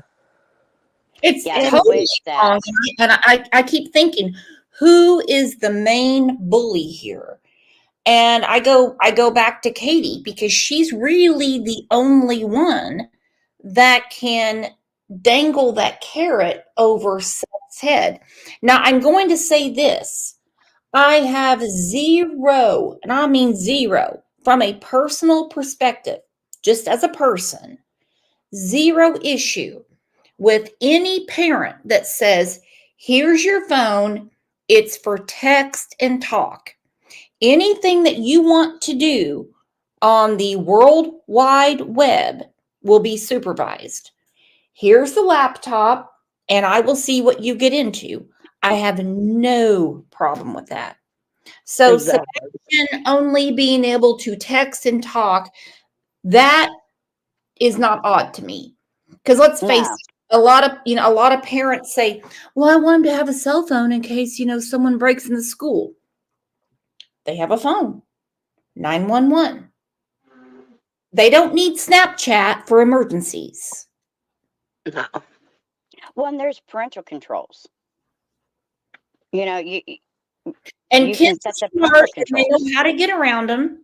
And if you ask the person that made Snapchat, it was made for the what it's done for. I mean, like we as adults, as mothers, we're older. I graduated in 2003, so back then we just had phones that if you could only use past 9 o'clock, and so it's a lot different. And I believe that a lot of these apps were made for good causes, but they're not used for good causes. No, I no, have, not I at all. have one. I I have have, one question. and this whole Did child, he this whole did child, he ever ride a bike? I mean, did he ever do things outside besides being? Now, some people they'll put their kid on the game system and they'll act like that gets them out of their way. That's the babysitter. I really don't know what he did outside. If he rode a bike, if he rode a unicycle, I don't know. I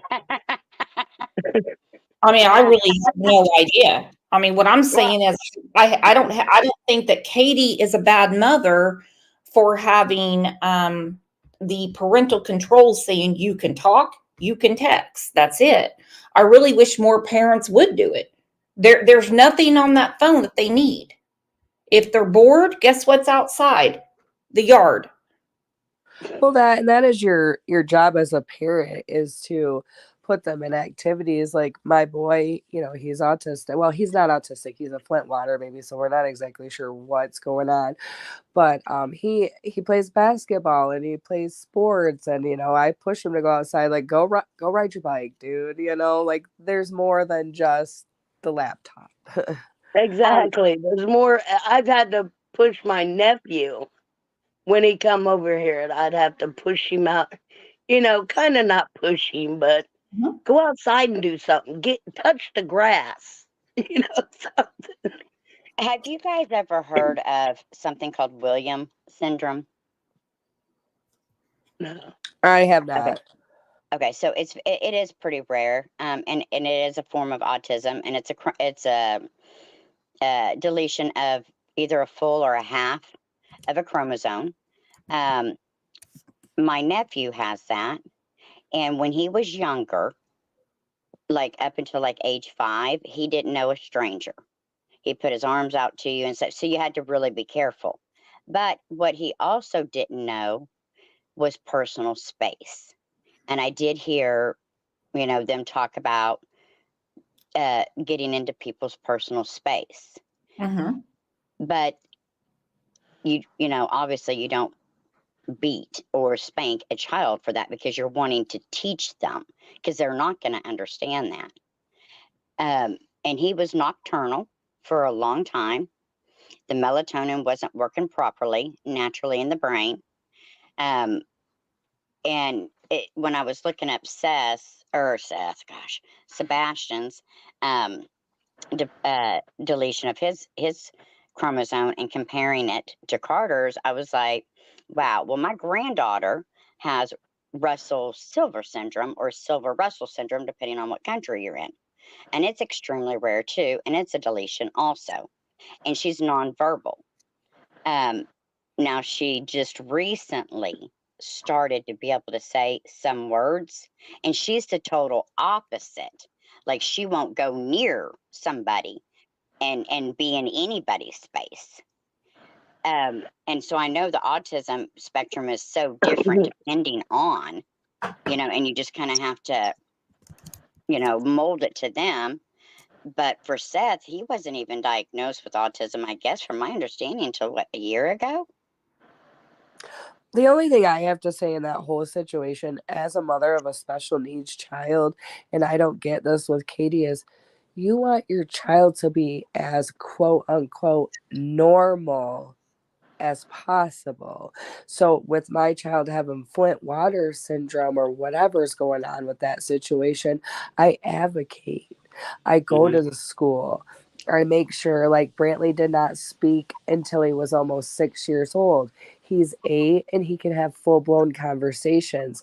Mm-hmm. Mothers that care about their children will go above and beyond to make their child's life as easy as possible for them. And she Yeah. did not do that. She didn't, and I don't think that she has that some people just probably shouldn't be moms, and that's just maybe the way that they were made. She didn't seem very nurturing. Now, And then did he have them seizures on a regular basis, or was them just? Well, and I mean, and every mom is different. Some are, lovey-dovey, you're the best thing right, ever, and some are more, you're going to figure out where the rubber meets the road. right, It doesn't mean they're bad moms. right, And that's what I'm exactly. trying to pick up on Katie. I mean, Hmm. if she wants to get all freaky deaky and get some rubber sheets and baby oil on her own time, that's one thing. But what I can't get over is the sleeping pills in coordinates with the autism, the pull ups, issues at school and home, the multiple moves. I believe the essay was covered up under the rug. Um, I can't figure that out. Let's bring up Main Man real quick and give him a second to talk. Hey, Main Man, Can you hear me? I can hear you. Oh, wow. Okay. All right. So I have a different view of this whole story. So first of all, I don't know how everybody else feels about God, but I love God first and foremost. And God in the Bible, it talks about in the day of the Lord, he will come like a thief in the night. Right. So we also have to, God also says for us to trust and believe in and trust in his plan. Right. And I know us as human beings, we worry about a missing child and stuff, but God has a plan, right? And so in Psalm 68:5 says, "The Father of the fatherless and protector of widows is God in His holy habitation. His aim is to show orphans mercy, care, and protection. And because these waiting children are essential to Him, they should be essential to us as His church." Right. So I believe that. Amen. I believe that Sebastian was getting SA'd a lot more than we think. His mother, if you look at the first interview, Seth's not Seth, but CP was kind of like looking at her from the side in the first interview, and you can see in her face, as soon as he talks, her cheeks get red, her eyes are staring straight forward. She coughs a few times when he's saying things. She wants to say something, but I believe, my opinion, she's scared for her life, right? And I believe that's why she's still with him, because she has to. And until they find enough evidence to put him behind bars, she has to go along for this ride to protect her son. And do this. I don't mean to cut you off. Let me hold that thought because I have a question. Now, when you say she's scared for her life, I mean, you understand that she could whip his ass with her martial arts training, and she's way more skilled in the military than he ever thought about being. And I love the scriptures. Thank you for that. I'm a huge believer. Okay. Huge believer. What would it take? I don't know if you're a parent or not. yes, I raised my 3 kids all by myself. I have a disabled child that has epilepsy. What would it take for you to be so scared not to defend your child? Because it's because you are defending him and you can't say it. You know what I mean? Because she knows for the best future of him, the child, is at stake. And if she gets angry and she gets overheated and fights and stuff like that, it's not God's way. God is love. God is, light. And so she has to try to keep going positively, right?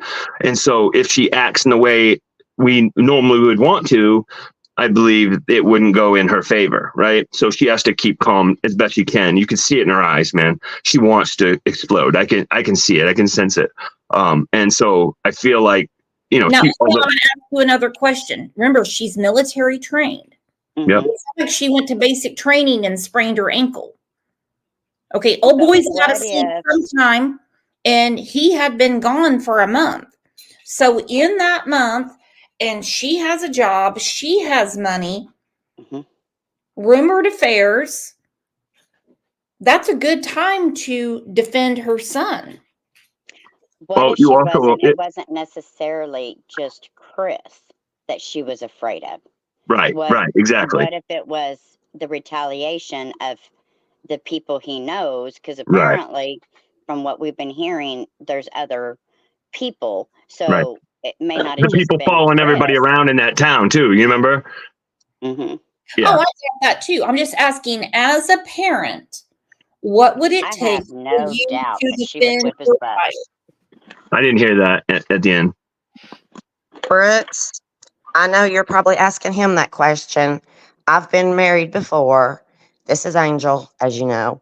Yes, but Um, um, it'd be a cold day in hell before I'd let any man come before my child, mhm. especially if that man is not my child's father. That man is not going to be involved. Now, I know there's exceptions where maybe there's a stepdad and maybe there's not a biological dad involved. I'm not talking about that. I'm talking about this specific situation. Right. You know, there's no way, no way. I don't care Mm-mm. if I died in the process. There is no way that any man would be having his hands on my kid, period. Amen. Unless there's something between them they can't release. Exactly. Yes. Yeah. I mean, she could have been fighting his ass for all. I mean, his butt Right. for all we know. Yeah.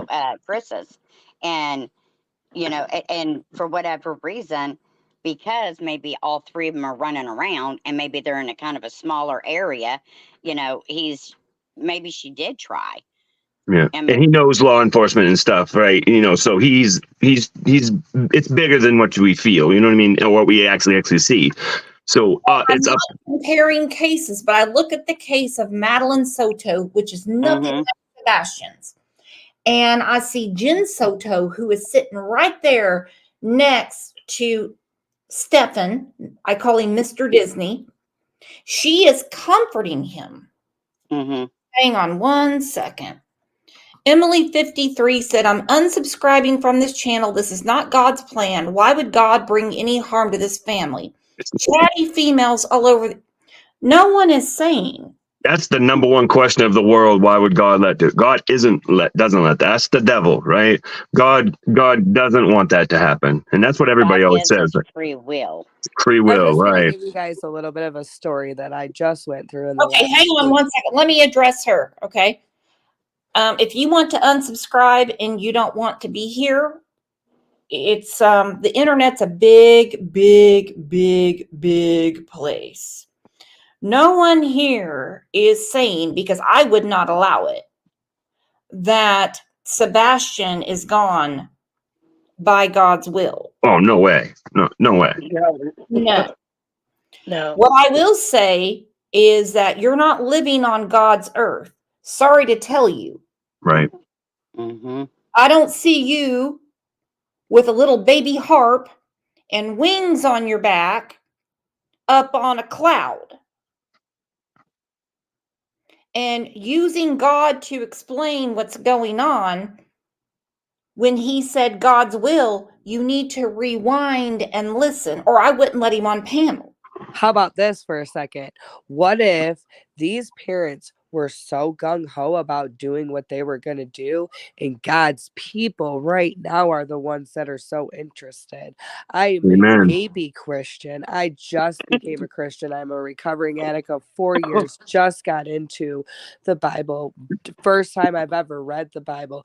And somehow, some way, I watch this case every day and I pray for this boy every day. God's people are there, Amen. but there are devils that run this. If you go and read Ephesians, it's all about the spirit world. What we are doing down here is flesh. It's all about between good and evil. Yeah. Correct? So if they, like I said, they planned this murder, then God was like, okay, I got to get my people, because I've tried to stop them and they're not going to do it. So now we got to rally and gung ho and get all these people to be interested, because they need to have justice. God can say, it's that saying, you can lead a horse to water, but you can't make it drink. Mhm. I'm sure God was like, no, no, no, no, no, no, no, no, no, no, no, no, no, no, no. And then he was like, okay, I got to get my people involved, because justice has to be done for this, because and that goes back to that cohesive trauma when people bring up, well, God did this. No, that's not God. That's the human fleshly humans down Yes. here. Amen to that. Yep. God hears the Man, And cries I of don't the know. humble Sometimes, of the meek. He hears the cries. You know sometimes what? it's I'll tell you nice for something the right notion. now. And speaking from the flesh, Emily, I'd hate to meet you in the grocery store because you're one of those people that is going to be pissed when I get your shopping cart. I have a feeling you bitch everywhere you go. Let's keep it love, right? Sometimes when we lose somebody, we kind of have to Right. go to that notion of, this poor boy has been abused for so long Yep. that God finally took him Right. because we don't know how he went yet. I mean, And there's more we kids may never involved than know. just him. You know what I mean? Right. And honestly, we don't even know that. What we do know is he is missing. They are saying there's no foul play.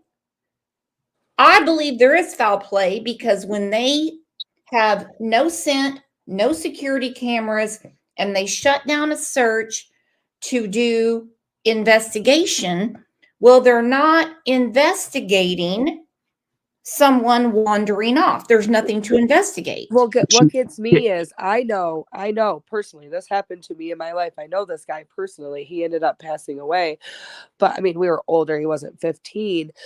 But my friend Johnny, he ran away. Like he ran away from his family, and the reason that his family knew he ran away because he took everything that he owned. Right. So my thing is that, and they didn't talk to him until he almost passed on. Right before he had passed on, he had called his family and said, I'm dying. But I'm sure if they would have went to the police department and said he was missing, I bet you would have called his mom and would have said, no, I don't want to be around. Please stop this. You know what I mean? And so that's where as a person, as I'm listening to the cops, do this, oh well, I seen this mannequin in the woods, and it looked just like him. I mean, the cop really thought it was him. And so me, if I was a cop, and I would have went back to the house and I would have sat down with Katie and I would have said, well, what makes you think that he ran away? He didn't walk out with shoes. He just left with a flashlight. Is all the coats here? He loves food. I mean, I love food, so, is anything else missing? You're exactly right. If no food's missing, no shoes are missing. He had a flashlight on his keychain. Well, where's that going to get you? What's Well, he going what's to that do? What's he keychain going? for? No, I What's think he had a small window to get out of there in time before CP got back. She tried to keep him on the phone long enough to keep him distracted so he could get away. You know what I mean? There was an urgent leaving in that. Yeah, that was like a hurry and go. Right. It was a hurry and go. Yeah, like you could see those little flashlight things. It was like he come out like, come on, let's go. You know what I mean? So Either the way. question is, where did he go, and why is there no scent of him? I don't mean it on his own property. I mean anywhere around the neighborhood. And you There guys, there has to be a probable cause. There has to be a reason to search a landfill. Right. Yes, you Right. do have to have probable cause. yeah, Um, and you guys both said that they were ex-military or just her. I'm not sure if CP was too, but I know that you guys have said Katie was. So if you're going by what I'm saying, so I'm the one that's saying, we all have our different points of views on here today. So my point of view is that it was planned. Okay, so my point of view, if it was planned and they were military, wouldn't that be the best option to put him to bed and then wake him up in the middle of the night? Let's go, go, go, go, go, go, go, go, right. go, go, go. And when this is going on, after it was said and done, oh no, we forgot to give him shoes. Well, Or are my kids the only kids on earth that have more than one pair of shoes? oh no. You know what I mean? Well, and maybe so Katie did. Maybe Katie does have some connections that if he with the left the Texas, military and handed them off, to somebody to protect him. But this is the other weird thing for me with the whole notion of because of Chris about or trying to get custody or visitation, whatever he's trying to do with his daughter. I think that if an accident really did happen, and let's say, some people are saying he fell and hit, the side of his head, and if he did pass away or didn't pass, whatever it was, that is going to get him further in a custody battle for you to be able, for you're not there, an accident happened, wife calls, does the best she can to get her son treatment, versus, hey, look, you know what? We're not going to give you visitation right now because you had a 15-year-old that Correct. left and y'all don't know where he is. So let's just hold off on that. So I don't think it was going to benefit him. And as far as testifying, I don't know how much credit they will lend him, not because of age wise, he's old enough, but I don't know if they're going to go off of his mental age or his physical age to be able to testify against. And what gets me about that whole we passed him off and someone's hiding him. This is a national case. Whoever is hiding him, allegedly, was probably freaking out and be like, hey, we probably should tell him, like, he's okay. Like, the whole nation is worried about this boy. Like, should we say something? Well, if you did that, as much as you'd want to, it would just totally not get the evidence you needed to convict whoever was hurting him. You know what I mean? There's a certain amount of time that they have to find the evidence they need to again, to convict a person that's essaying somebody, a lot more than we even probably think. And in the end, like we say, like, God has final word over everything, no matter what. You know what I mean? In the end, God has final say. And also in the Bible, it talks about God, and He gives you a new name, right? He gives you a new name. So I think God, in the glory of God, Sebastian is going to live on and be able to be a loving light, no matter what. You know what I mean? So you Be believe he somebody's passed guardian on angel. then, correct? I don't believe so. I think it works differently. I feel it works differently than we even think. But I think that's about as much as I can say. I don't.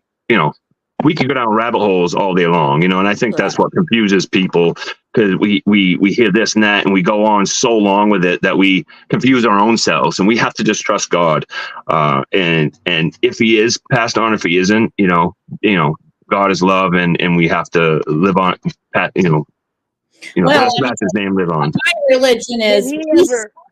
my religion is Jesus' love. His daddy, not so much. I mean, his daddy will cast you out. Absolutely, yeah. God is wrath too. He is. Question is, and let's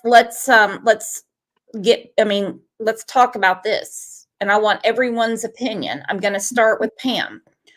Why do you think, verified from his own mouth, that Chris Proudfoot picked on Sebastian so much? Everything from the way he drank chocolate milk to his awkwardness with puberty. You go ahead, Pam. Well, I mean, my thing is, he didn't want, and I can't say he didn't want, in my opinion. I feel like he wanted things to go his way, dictator way, whatever. And if it wasn't going his way, then he would pick on anybody that's in the house. Mm-hmm. I mean, it's just, for whatever he did. You don't have, just anybody don't have to say anything wrong. It could be he was in a bad mood that day. Something happened at work. Brought it home, took it out on everybody at the house. It's just, well, he's, was he on seizure medicine? Was he on different things? And money. If she's not bringing in no money, well, we knew she was bringing in some. Well, of course she's Well- bringing in money. She's got a job and she's got military. She's got military behind her. She's bringing in money. Yeah, but did she Does she get a check for him, Sebastian? Not that I know of, but that's beside the point. Yeah, that's beside the point. My question is, why would Chris Proudfoot think it's, I'm going to say the word cute. Why would he pick on little things that Sebastian did? He made a comment when his Facebook was open and everywhere. I mean, I can put it up on the screen when he said, that kid has no hair on his peaches. Talked about the chocolate milk, him trying to grow a mustache. What would make anyone think that's cute to do? Is it my turn?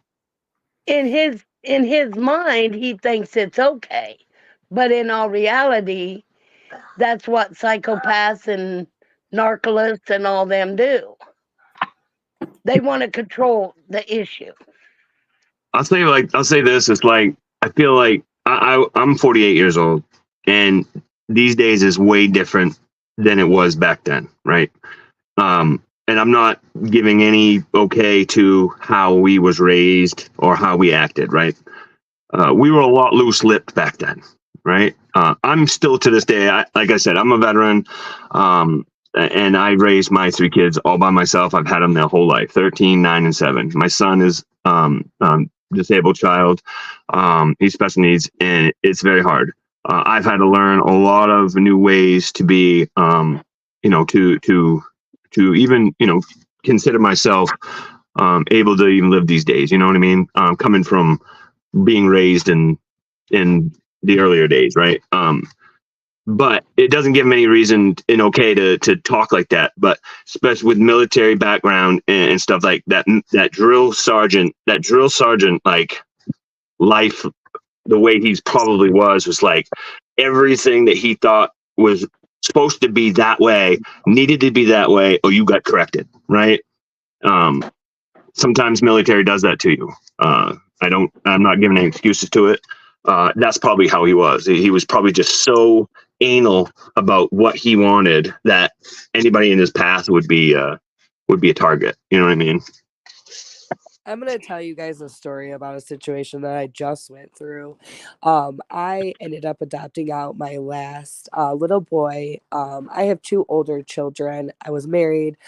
I am like I said, a recovering addict of 4 years. And I ended up adopting him out to a family where I get to see him all the time. And his father ended up being my drug dealer, and and he went to prison, and I got sober. He got out. I got pregnant the first day he got out. He went back to drugs, and that was that. And he was a lot like CP. He, as soon as we separated, he told people lies about me. He ruined my car. He went out of his way to make my life a living hell because I didn't follow the way he wanted it to go. He wished death upon me. And so in situations like that, I would like to fully agree with the whole Katie is being abused, and she doesn't know how to get out of it, because I got out of it, and I take intense therapy for it. I almost took myself out. So it's for the situation for me to say that she doesn't know that he was doing that. Once I knew, and it was over, and I had to get myself out. He was a narcissist, like the lady said, pink butterfly. He was a narcissist, and he was going to make my life a living hell until I followed him. And now that I'm fully out, and our son is adopted out, and I still have a relationship with him, now he comes back and wants to be nice, so he can start that cycle again, because narcissists need that energy. And like I said before, what would make me not think that CP didn't have anything to do with it? This is his 5th marriage. He can move on and marry someone else. Like Brooke said, he has money. Anybody will be with him, correct? Until they fully get to know who he is. That's how it was with the guy that I had my last child with. I didn't know who he was until I knew who he was. And then once I knew, it was over. I was stuck. I was already in. And so when you try to get out of a narcissist relationship, that first year to 2 years is the hardest. Well And said. so for me to say that Katie was completely blind to the fact that he was like that is very hard for me to say. And for me to say that Katie was blind to the fact that he was mean to Sebastian and didn't think what he was doing was wrong. Going back to the case that I had, my narcissist boyfriend took my autistic, or I'm sorry, Flint, water experience, my disabled child, in a car with the woman that he was cheating on me with. What if something would have happened to my kid? So that right there shows me that CP has no intentions to be nice to him. He was the battered person in that house. So when those two were fighting, Sebastian got it. That's why Sebastian drank milk wrong, or Sebastian laughed funny, or Sebastian had to wear diapers, because he was the punching bag for Right. those two. Does anybody know how he treated his other kids? Did he treat them any differently? I think he just has one other child, and Nina's been fighting like hell to keep him away from from their daughter for a certain reason. Right. Yeah, I heard that. And I'm sorry I dropped out, because let me tell you guys a funny story, totally off topic. We had to have a new Wi-Fi line put in. We didn't have to pay for it. A couple Fridays ago, and they just showed up to put it in the ground, and they cut it. Whoops. So now they have to have a whole new one put in. But go ahead, because I want to continue this conversation. It's a very important conversation. Yes. Well, here's my answer: is one, I think he's extremely selfish. I think he's sick. I think he's mentally sick, narcissistic, psychopathic. He's obviously an abuser.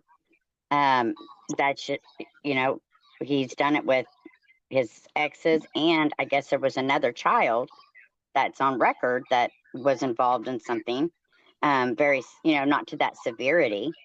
And sometimes, you have in some families, and let's say there's 4 kids. You know how they always say there's that one kid out of the 4 that gets picked on by that one person, and whatever it is that attracts, that one abuser to that child, just, I guess, depends on that specific abuser. So I don't, if there was 2, 3, 4 kids in the house, he probably still would have targeted Sebastian, because he was probably a little bit more forgiving. Because children like that are very, very sweet. And yes, they are. The meaner you are to them, the more they want to please you. So I isn't that most children though? I mean, most children, they want to please their parents. They want to please their teachers. They always want to please, but when you're being abused, you go above and beyond. So, because you, as a child, I don't think you want them to like you, but as a disabled child, well, I don't even want to say disabled, just as a different mindset of what Sebastian had compared to somebody who doesn't have his condition, he's gonna see it a little bit different. Like when I see things through my granddaughter's eyes, but I see it through one of my other grandchildren's eyes at the same age, it is night and day. And they say, if you want to know which parent is abusing a child, when you walk in, the child that's, whatever parent that child's hiding behind or standing next to is probably the abuser, because they gravitate towards that, even though it's not a good thing. And he was very young when all this started. It's not like he just came in when he was 15 and said, oh, okay, here we got this guy going into puberty, starting to become a young man. I'm alpha. And so, I'm going to go ahead and let him know who's the man of the house now. I mean, this is something that's been conditioned into him since he was very, very young. And now Sebastian's getting too old to deal with it, right? Right. Right. And I think that he's just, And I don't personally know him. I do not personally know CP. However, I do know people who do know him. And that's because of a work related thing of a job he used to have years ago. And I will say, they did say he he he worked around all men at this place, and they're all kind of, your alpha type men. And they said, he showed, some narcissism, and a little bit more than the average, kind of like, I have the better this, I'm better at this, I know more, about this. But that's pretty much it. But that's probably because they were all males. If they were I agree. females, or a disabled, child, or not even disabled, just somebody who can't defend themselves, because I guarantee you he's not going to do that to Seth. Well, He's if you not going to tell watch Seth to put on some pull-ups. if you watch any shows on child predators or essayers, like you said, they do think, like, people think differently in each situation, and we all have issues, right? And so I watched videos on child predators, and going back to the Maddie Soto case, I don't want to add them in there because it is completely different. But if you look at Stephen Stearns, he cries like it's his girlfriend because that's what he was. That was his girlfriend. That's who he loved.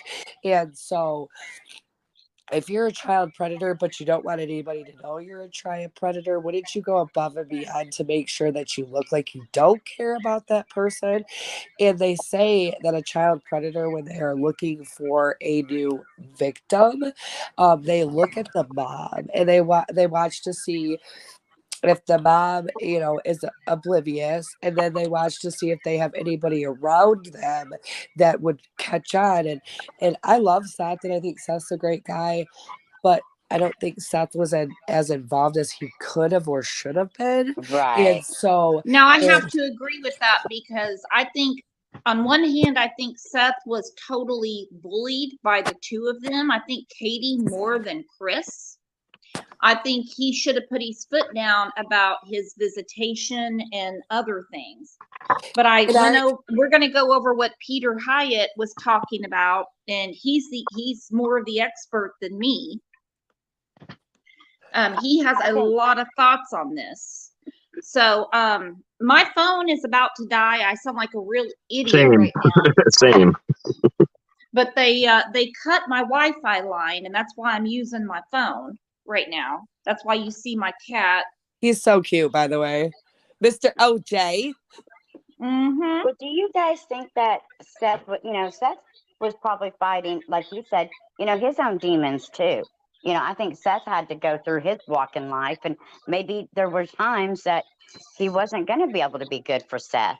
And I mean, for Sebastian, and maybe during those times, Katie was going to be the better person for him.